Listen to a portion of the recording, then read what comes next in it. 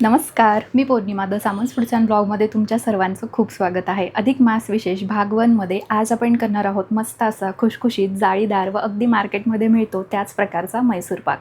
आता अधिक मास म्हटलं की आपल्याला देवाला जावयाला वाण देण्यासाठी भरपूर अशा जाळीदार किंवा गोलाकाराच्या वस्तू ह्या लागतातच. तर त्याचमध्ये तुम्ही मैसूर पाक हा नक्कीच करू शकता. मैसूर पाकला मस्त अशी सुंदर जाळी पडते. अगदी करण्यासाठी सोपा आहे. अगदी घरच्या मोजक्या साहित्यामध्ये हा जो मैसूर पाक आहे तो तयार होतो. बहुतेक वेळा आपल्याला घरी मैसूर पाक करायचा म्हटला की जमेल की नाही ही शंका येते, पण तुम्ही जर या व्हिडिओमध्ये दिलेल्या टिप्स व साहित्य फॉलो करून जर मैसूर पाक बनवला तर तुमचाही अगदी मार्केटसारखा मैसूर पाक जो आहे तो घरच्या घरी तयार होऊ शकतो. तर व्हिडिओ स्किप न करता शेवटपर्यंत नक्की बघा आणि चॅनलवर जर नवीन असेल तर चॅनलला नक्की सबस्क्राईब करा. पटकन आपण रेसिपीला सुरुवात करूया. सर्वप्रथम मैसूर पाक करण्यासाठी आपल्याला साहित्य काय लागेल ते आपण इथे बघून घेऊया. तर इथे मी 1 कप प्रमाणामध्ये बेसन घेतलेलं आहे. हे जे बेसन आहे ते छान असं मैद्याच्या चाळणीने चाळून घेतलेलं आहे, म्हणजे त्यामध्ये जो काही कचरा किंवा गाठी असतील त्या निघून जातील व आपल्याला मैसूर पाक करताना सोपं पडेल यासाठी. आता इथे घेतलेलं आहे 1 कप तेल, 1 कप साजूक तूप, त्यानंतर 2 कप इथे साखर घेतलेली आहे व इथे अर्धा चमचा वेलची पावडर घेतलेली आहे व 1 कप इथे पाणी घेतलेलं आहे. ज्या कपाने आपण बेसन घेतलेलं आहे त्याच कपाने सर्व साहित्य इथे आपल्याला मोजून घ्यायचं आहे, म्हणजे त्याचं प्रमाण जे आहे ते इथे योग्य राहतं व आपला मैसूर पाक जो आहे तो एकदम परफेक्ट असा तयार होतो. तर सर्वप्रथम आपल्याला इथे साखरेचा पाक जो आहे तो तयार करून घ्यायचा आहे. आता हा जो पाक आहे तो आपल्याला एकतारी पाक हवा आहे, म्हणजे एकदम जास्त असा कडक पण नको आहे. साधारण अशी त्याला एक तार यायला हवी इतपत आपल्याला हा जो पाक आहे तो हवा आहे. तर आता इथे सुरुवातीला आपण गॅसचा फ्लेम जो आहे तो मोठाच ठेवूया व मोठ्या फ्लेमवरती ही जी साखर आहे ती आपण विरघळून घेऊया. मग त्यानंतर मीडियम ते मध्यम गॅसवरती आपण हा जो पाक आहे तो तयार करून घेऊया.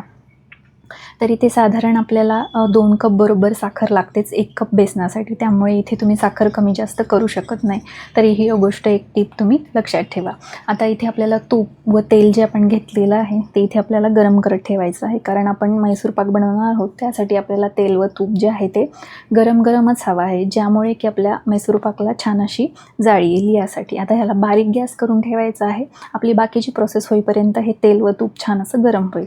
आता इथे तुम्ही पूर्णपणे तेल किंवा तुपाचा वापर करू शकता. तुम्हाला तूप हवं तर पूर्णपणे तुम्ही तूप घेऊ शकता किंवा पूर्णपणे तेल हवं तर तेल देखील घेऊ शकता. आता इथे तेल जे आहे ते आपल्याला रिफाईंड तेल वापरायचं आहे. फिल्टर तेल घेऊ नका, कारण फिल्टर तेलाला थोडासा वास येतो, त्यामुळे तुम्ही इथे रिफाईंड तेल कुठलंही वापरू शकता. शक्यतो सूर्यफूल वापरलं तर बेटर राहील.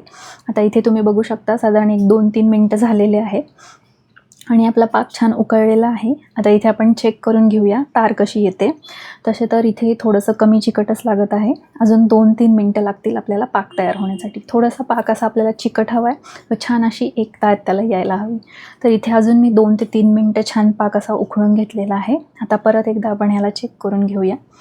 तर इथे तुम्ही बघू शकता छान असा चिकट झालेला आहे पाक व साधारण अशी त्याला छान अशी एक तार येत आहे.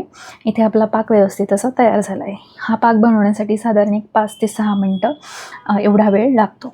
तर आता इथे आपण जे बेसन चाळून घेतलं होतं ते 2 ते 3 बॅचेसमध्ये आपल्याला या साखरेच्या पाकामध्ये मिक्स करायचं आहे. आता मिक्स करण्यासाठी इथे स्पॅच्युला किंवा चमचा घेऊ नका. शक्यतो अशा प्रकारे विस्कर घ्या किंवा रवी घेतला तरी चालेल. रवीपेक्षा शक्यतो विस्करच घ्या, म्हणजे जेणेकरून आपल्याला मिक्स करायला बरं पडेल यासाठी. व यामध्ये जास्त गुठळ्याही तयार होत नाही, त्यामुळे शक्यतो विस्करचा वापर इथे करायचा आहे.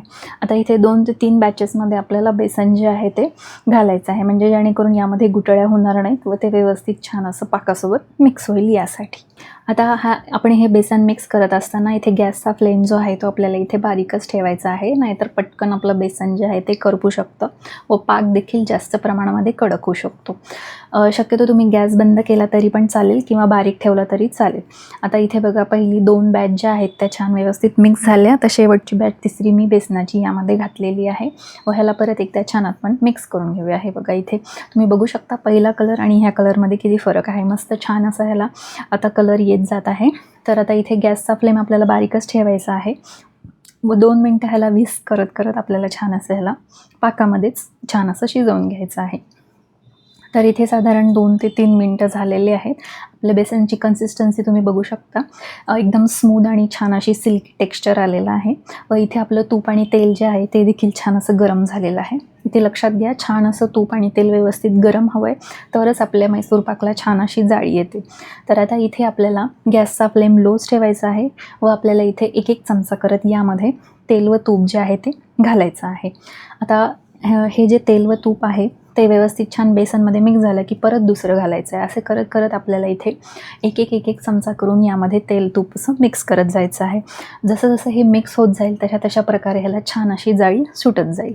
तर तुम्ही इथे बघू शकता, एका हाताने मिक्स करा, एका हाताने तेल व तूप जे आहे ते घाला. आता इथे मी एक डाऊलचा वापर केलेला आहे, त्यानेच मी इथे यामध्ये तूप व तेल जे आहे ते घालून घेत आहे. अशा प्रकारे तुम्ही घेऊ शकता, म्हणजे पटकन घ्यायला पण बरं पडतं व टाकण्यासाठी देखील सोपं पडतं. आता इथे आपण मैसूर पाक करताना तुम्ही कढई जी आहे, जर तुम्ही पहिल्यांदा करत असाल तर शक्यतो नॉनस्टिकचीच कढई इथे वापर करा, म्हणजे जेणेकरून खाली चिटकणार नाही यासाठी. आता इथे मी बहुतेक तेल व तूप घालून घेतलेलं आहे. आता शेवटच्या 2च पळ्या राहिलेल्या आहेत, तर त्याआधी इथे यामध्ये मी वेलची पावडर जी आहे ती मिक्स करून घेतलेली आहे. आता तुम्हाला हवं तर तुम्ही सुरुवातीलाच यामध्ये आपण जेव्हा पाक करू तेव्हा तुम्ही यामध्ये वेलची पावडर घालू शकता, पण आपण बाकीची प्रोसेस करेपर्यंत वेलचीचा स्वाद जो आहे तो जातो. त्यामुळे मी इथे शेवटीच्या 2 बॅचच्या आधीच यामध्ये वेलची पावडर जी आहे ती घातलेली आहे. आता इथे बघा, शेवटची अजून एक बॅच राहिलेली आहे, तर मी यामध्ये तूप तेल घालून घेतलेलं आहे व तुम्ही इथे बघू शकता किती सुंदर अशी आपल्या मैसूर पाकला जाळी येत आहे. आता इथे बघा, शेवटची बॅच आहे, पूर्णपणे इथे तेल व तूप जे आहे ते मी यामध्ये घालून घेते. तुम्ही इथे बघू शकता पटकन ते असं वरती येते, त्यामुळे शक्यतो मोठी जाड तळाची व पसरट अशी कढई तुम्ही इथे मैसूर पाक करण्यासाठी वापरा, म्हणजे जेणेकरून आपण जेव्हा यामध्ये तेल तूप घालू ते पटकन वरती येतं, ते खाली सांडण्याची शक्यता कमी राहील यासाठी. आता इथे आपलं मैसूर पाक मस्त तयार झालेला आहे. तर इथे मी एक ट्रे घेतलेला आहे ॲल्युमिनियमचा, त्याला तुपाने ग्रीस करून घेतलं होतं. आता यामध्ये आपलं बेसनाचं बॅटर जे आपण तयार केलं आहे मैसूर पाकसाठी ते यामध्ये घालून घेऊया व हलका हाताने याला असं प्रेस करायचं आहे, म्हणजे ते छान असं सेट होईल. जास्त दाबू नका, नाहीतर मैसूर पाक जो आहे तो एकदम खाली जाईल यासाठी. तर इथे बघा 10 ते 15 मिनटं आपल्याला याला छान असं थंड करून घ्यायचं, सेट होऊ द्यायचे. त्यानंतर आपल्याला ह्याला कट करून घ्यायचं आहे. जर गरम गरम आपण याला कट करायला जाऊ तर त्याचे तुकडे पडू शकतात व जास्त चुरा होऊ शकतो, त्यामुळे याला 10-15 मिनटासाठी रेस्ट द्यायचा आहे.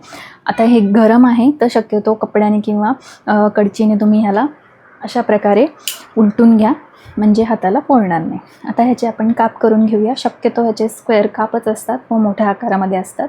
आता इथे तुमच्याकडे जर ॲल्युमिनियमच्या अशा प्रकारे स्क्वेअरचं भांडं नसेल तर तुम्ही कुकरचा डब्बा किंवा कुठलाही खोलगट उंच असं भांडं घेतलं तरी पण चालेल.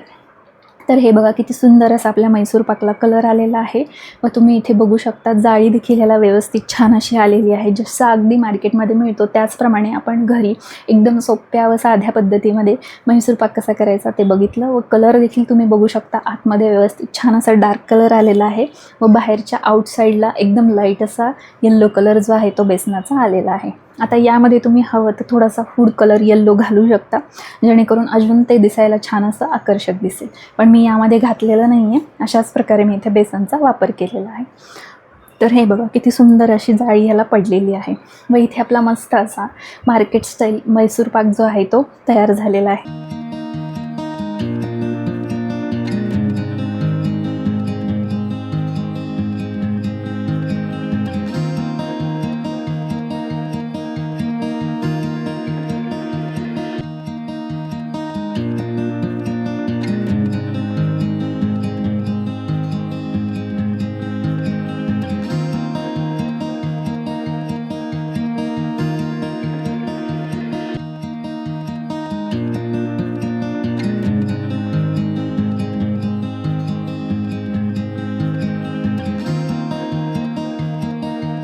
तर अशा प्रकारे मस्त असा आपला खुसखुशीत जाळीदार अगदी मार्केट स्टाईल घरच्या घरी साध्या सोप्या पद्धतीमध्ये मैसूर पाक कसा करायचा ते आज आपण बघितलं. हा जो मैसूर पाक आहे तो करण्यासाठी एकदम सोपा आहे व खायला देखील एकदम सुंदर व टेस्टी लागतो. एकदम खुसखुशीत व छान असा जाळीदार जसा अगदी मार्केटमध्ये मिळतो त्याचप्रमाणे हा मैसूर पाक आपण घरी अगदी सोप्या पद्धतीमध्ये बनवू शकतो.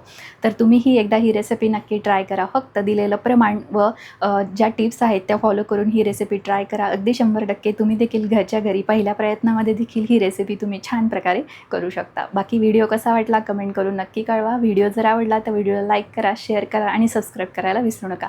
शेजारच्या बेल आयकॉनवरती क्लिक करा म्हणजे असेच नवीन व्हिडिओचे अपडेट तुमच्यापर्यंत येत राहतील. तर चला भेटूया नेक्स्ट व्हिडिओमध्ये. तोपर्यंत धन्यवाद.